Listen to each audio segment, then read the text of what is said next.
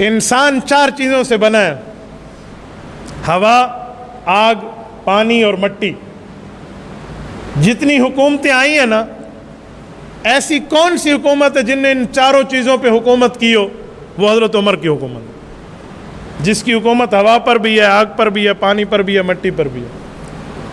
ساریہ بن زنیم رضی اللہ عنہ ایک صحابی ہیں، انہیں کمانڈر بنا کے یمن کے دور علاقوں میں بھیجا جہاد کے لیے۔ حضرت ساریہ رضی اللہ تعالیٰ عنہ کا واقعہ البدایہ والنہایہ میں امام ابن کثیر نے لکھا ہے رحمۃ اللہ علیہ نے۔ حضرت عمر رضی اللہ عنہ مدینہ منورہ میں، اور وہ میدان جہاد میں سینکڑوں میل دور ہیں۔ دوران خطبہ جمعہ حضرت عمر فرمانے لگے: اے ساریہ ذرا پہاڑ سے ہٹ جاؤ۔ ساریہ موجود ہی نہیں ہے، مسجد نبوی میں ہی نہیں ہے، جمعہ میں شریک ہی نہیں ہے، شہر مدینہ میں بھی نہیں ہے، سینکڑوں میل دور ہے۔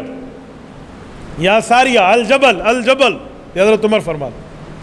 صحابہ کرام حیران ہیں کہ جمعے میں گفتگو ہم سے ہو رہی ہے اور نام ساریہ کا لیا جا رہا ہے اور وہ خطاب اس سے ہے۔ تو جمعہ کے بعد صحابہ کرام نے گویا یوں پوچھا کہ امیر المؤمنین وحی کا سلسلہ تو منقطع ہے، یہ آپ کیسی بات کر رہے ہیں ساریہ سے؟ تو حضرت عمر رضی اللہ عنہ فرمانے لگے: میرے سامنے اچانک معاملہ ہوا کہ میں نے دیکھا ایک پہاڑ ہے، پہاڑ کے پیچھے دشمن آ رہا ہے اور ساریہ اپنی فوج کے ساتھ ٹھہرا ہے، لیکن پیچھے جو دشمن حملہ کر رہے ہیں نا اس سے غافل ہے۔ تو میں نے کہا ساریہ ادھر دیکھنا۔ جب میں نے کہہ لیا وہ منظر میرے سامنے ہٹ گیا، مجھے تو نظر ہی نہیں آ رہا تھا کہ اب کیا ہے، تو آپ سامنے میرے بیٹھے تھے۔ تو صحابہ کرام نے وہ تاریخ نوٹ کر کے رکھ دی۔ جب یہ فتح یاب ہو کہ قافلہ واپس آیا تو وقت، تاریخ، دن ایک ہی تھا۔ وہ کہتے ہیں واقعی میں پہاڑ کے ساتھ تھا، مجھے امیر المؤمنین کی یکایک آواز آئی اور میں اس طرف سے ہٹا اور ہم نے وہ جگہ فتح کر لی۔ یہ ہوائیں لے کر گئی ہیں نا پیغام، تو ہواؤں پہ حکومت سیدنا عمر فاروق کے عدل و انصاف پر مشتمل ہے۔ مصر میں، مصر کے گورنر نے حضرت عمر رضی اللہ عنہ خط لکھا کہ ہمارے یہاں ایک بہت بڑا عجیب معاملہ ہوتا ہے، سال میں ایک لڑکی کو قربان کرنا پڑتا ہے۔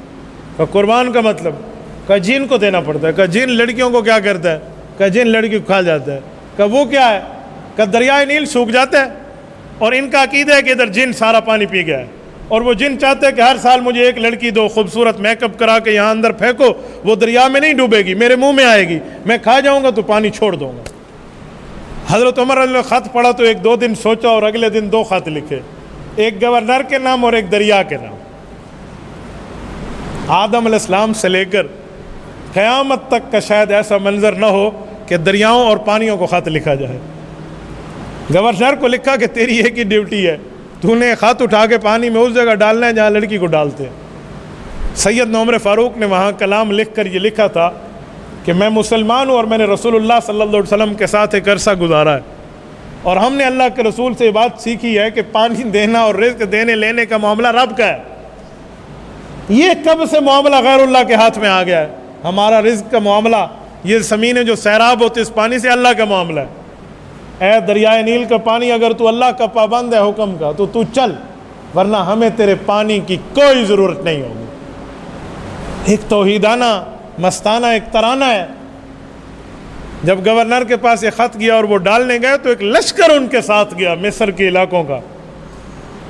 اس وقت قاہرہ دارالخلافہ نہیں تھا، اسکندریہ ہوتا تھا۔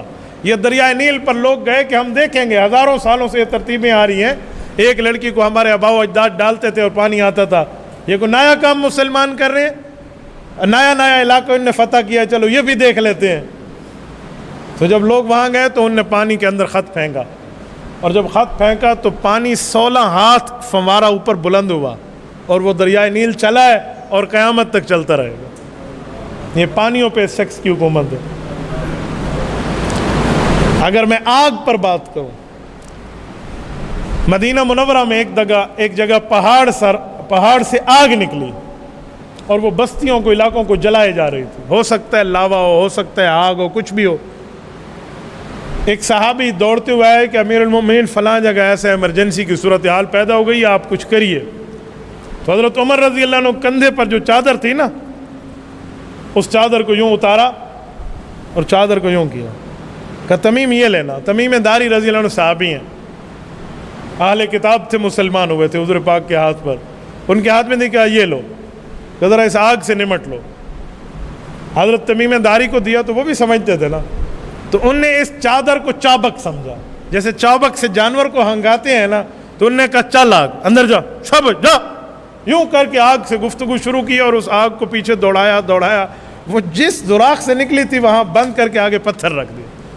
یہ سیدنا عمر فاروق رضی اللہ عنہ کی بات تو یوں آگ مان رہی تھی۔ مدینہ منورہ میں موجود تھے، مدینہ پاک میں زلزلہ آیا، حضرت عمر رضی اللہ آسمان کی طرف دیکھ کر زمین کو کوڑا مارا اور کہا یہ تیرے نبی پاک، ہمارے نبی پاک یہاں دفن ہے، یہ میرے نبی پاک کا شہر ہے، اور زمین زلزلہ تو ہل رہی ہے، کیا میں نے کوئی ناانصافی کی ہے؟ جہاں جہاں تک میری حکمرانی، دریائے فرات کے کنارے کتے کو میں پیاسا نہیں مرنے دیتا، میں نے کون سی ناانصافی کی ہے کہ تو ہلنے لگی ہے؟ میرے دوستوں، مدینہ منورہ میں زلزلہ رکا اور قیامت تک رکا رہے گا۔ وہ جو 3 زلزلے دجال سے پہلے آنے ہیں نا، جب دجال آئے گا تو مدینہ میں داخل نہیں ہو سکے گا۔ حدیث پاک میں 3 بار مدینہ میں زلزلہ آئے گا، تو جو منافق قسم کے لوگ ہوں گے نا، جن کے دل میں کھوٹ ہوگا، وہ بھاگ جائیں گے مدینہ سے کہ مر گئے، اور وہ دجالی بن جائیں گے، اور مسلمان اور مؤمن مدینہ میں مقیم رہیں گے۔ بس وہی زلزلے آنے جو اس وقت آزمائش کے لیے آئیں گے، امتحان کے لیے آئیں گے، باقی مدینہ کی زمین پہ زلزلہ نہیں ہے۔ یہ مٹی پر حکومت سیدنا عمر فاروق کی ہے، ایسا حکمران ہم کہاں سے لائیں گے؟ تبھی میں نے شروع میں کہا نا کہ دنیا عدالت میں تیرا نام رہے گا، فاروق تیرے نام سے اسلام رہے گا۔ سیدنا عمر رضی اللہ تعالیٰ عنہ کی 10 سال کچھ دن اوپر نیچے یہ حکومت ہے۔ اس میں سیدنا عمر فاروق رضی اللہ عنہ نے ایران کو فتح کیا۔